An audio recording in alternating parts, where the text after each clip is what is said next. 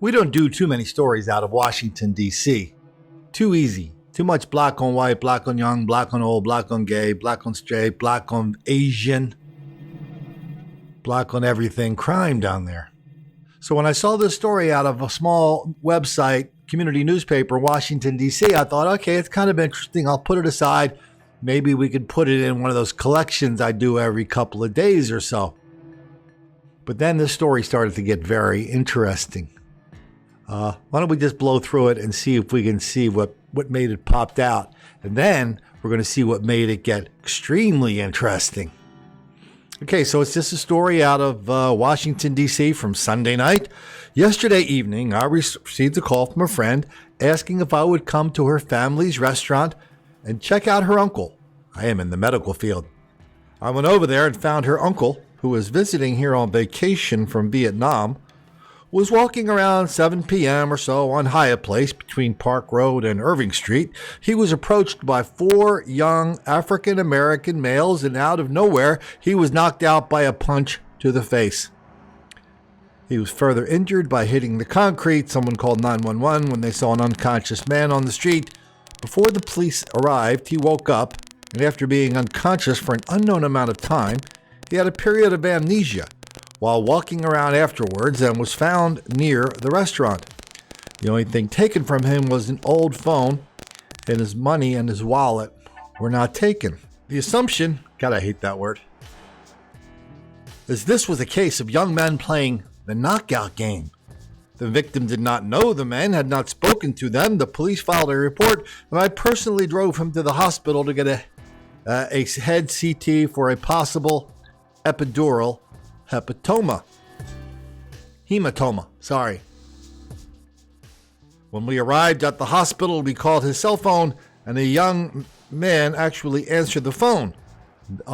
That's the person who stole his phone. After I asked who he was a couple of times, the man hung up.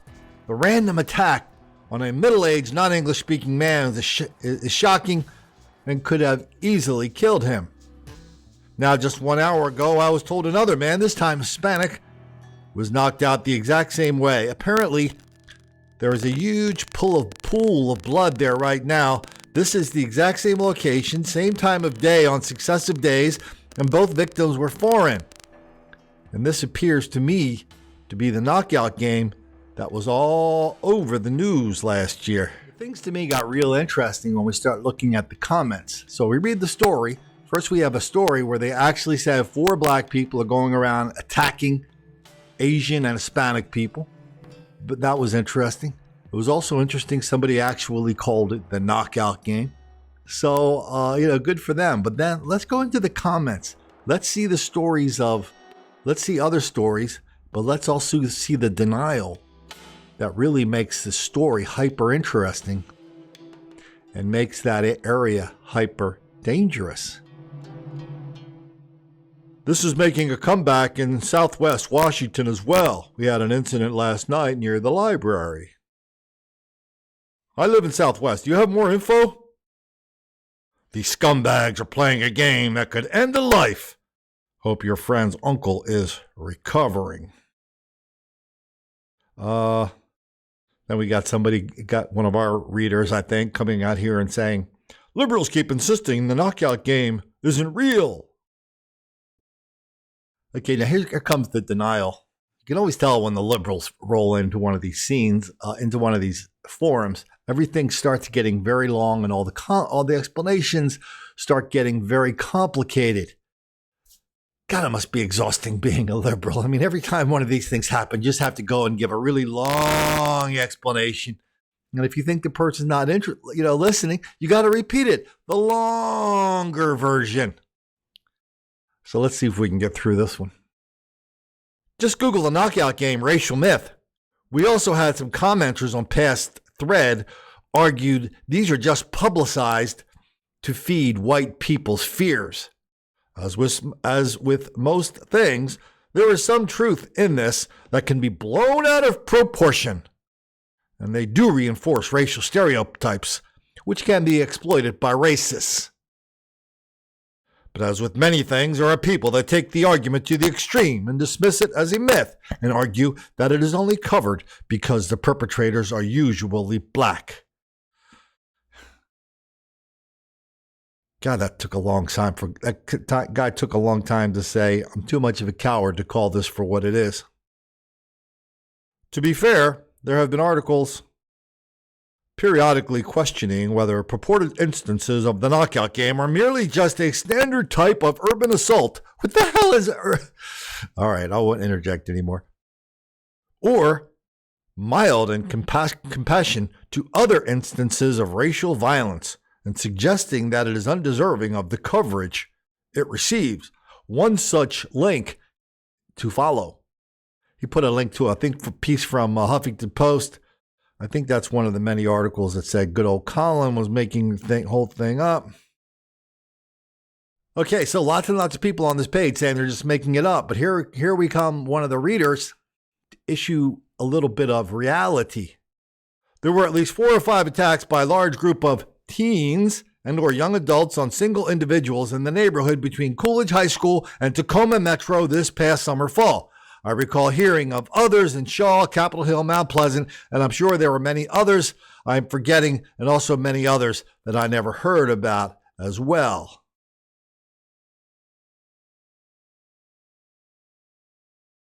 Here comes Anonymous chiming in. Judging from the DC police Twitter feed, there were a number of assaults and robberies last night involving groups of individuals, 2 to 6 people. Not good. This was a hateful, nasty, cowardly, violent attack. That's all the description that is needed. Debating the existence or non-existence of a knockout game is pointless. No, it's not pointless. It's meant to deflect, deny, condone, excuse, encourage, and even lie about this level of racial violence. That's the point. Here comes a good one from here's another little dose of reality. Something needs to be done about incidents like this and the culture which creates them. We talk the talk about ending racism, but when it comes time to calling out racism in DC, no one ever does anything. I have lived in Petworth for 12 years, and I've never heard a racist or threatening comment from my white neighbors or other white folks in D.C. Meanwhile, I have been called all sorts of racist and other offensive names by African Americans in this city. I haven't ever been attacked by white people from Washington, D.C., but I've been attacked half a dozen times by African Americans.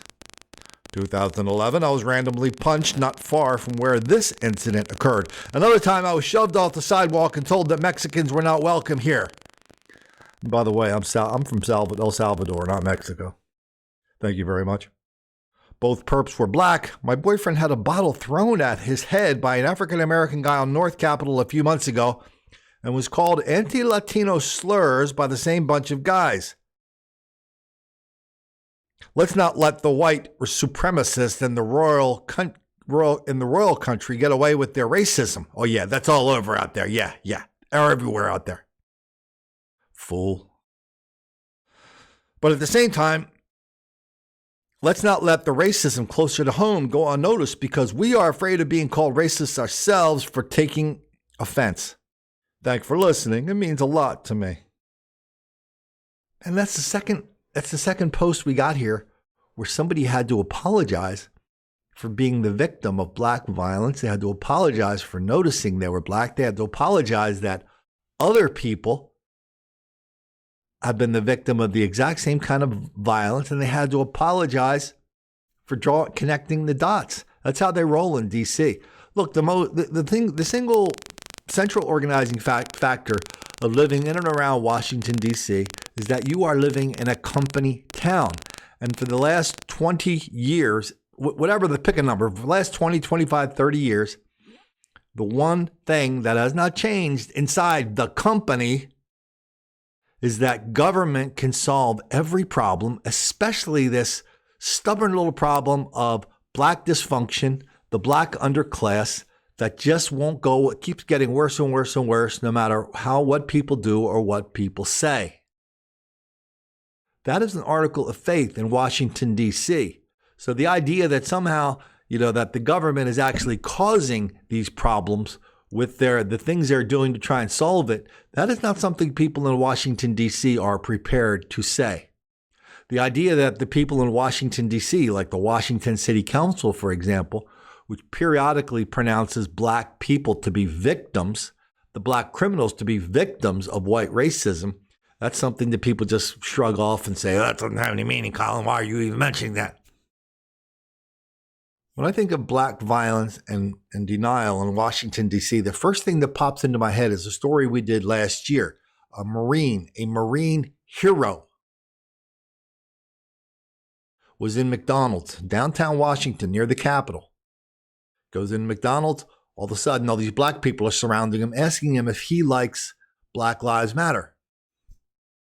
He must not have given the right answer because as soon as he walked outside, they surrounded him and beat the hell out of him on high-definition color video. Nobody in the papers really cared about it. It didn't really make the papers until the Daily Caller picked it up. Then after the Caller picked it up, the Washington Post picked it up. And they kind of tried to marginalize the whole thing by saying, I was first reported in the Daily Caller. But what was weird to me, there were hundreds and hundreds and hundreds of comments on this story. I would say half of them were of it in the doubtful. I mean, some people just came out and said it. Like, I don't believe, even though there was a videotape, people were going, I don't believe the story because black people just don't go around beating up white people for the hell of it. I don't believe it. That's not true. By the way, if you work for the company and the company town, which everybody does, you are required to believe that. Because if you don't believe that, you'll be shuffled off to the Klan office in the Royal County part of the country that this other victim was just talking about. So anyway, this guy, when I say he's a Marine hero, he's not just a regular old hero. He's a guy that went into a burning building under fire. He and his buddy pulled his captain out. I think you could see the picture of the statue now. They pulled their captain out. There's the captain holding a weapon. They were holding weapons. I mean, they're pulling this guy out. They're ready to fight their way out if necessary. Somebody took a picture. A father of a dead soldier who was also a sculptor, I think in Montana, saw it. He made a sculpture. The Marines liked it so much. This sculptor of these heroes now sit at Camp Lejeune in North Carolina and, Paris Island in North Carolina, and then the Oceanside, Camp Pendleton in Oceanside, California, San Diego, where that's kind of held up to the recruits as like, this is what a Marine is. And to have all these little losers in Washington, D.C. look at what happened to that Marine, this Marine hero, and say that never happened, despite the fact that it's on video. I mean, that's weird. And there's so many things to think about in D.C. I think about the enormous amount of black violence on the hiking and biking trails, thinking about the biking trail that all the office workers take out to Maryland in the afternoon, how they're targets on that trail, that and other trails around D.C. And I think about a woman who was like a vice president at National Public Radio, NPR, big shot. She's the one who does all the research. Her husband was riding the metro. A bunch of black people came in and beat the snot out of him. Never covered on NPR. Got a little bit of a mention in the Washington Post.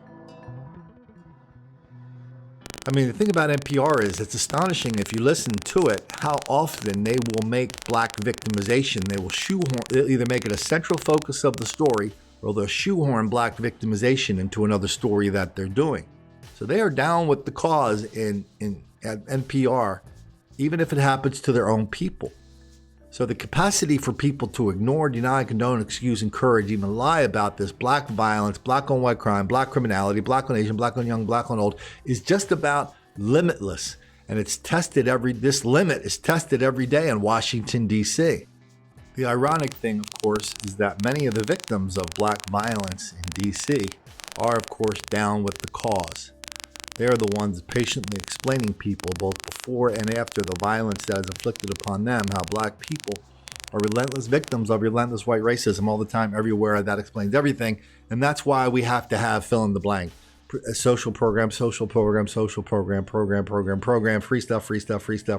stuff. I know that's how they roll. It's hard to really believe that's what they do, but that is what they do. That's why Washington, D.C. is such a danger zone, a killing zone for a lot of people who work on the cause. I mean, how many congressional staffers have we seen die on the metro, die on the streets, because they thought because they were down with the cause was down with them. Their parents come into D.C., they tell everybody how sorry they are, how much they want their son or daughter to be remembered for all the great social justice work they were doing, how important it was, how they were not holding anything against anybody. This is life in the big city. And besides, if we started calling out the people who are victimizing people in Washington, D.C., well, that would make a lot of black kids angry.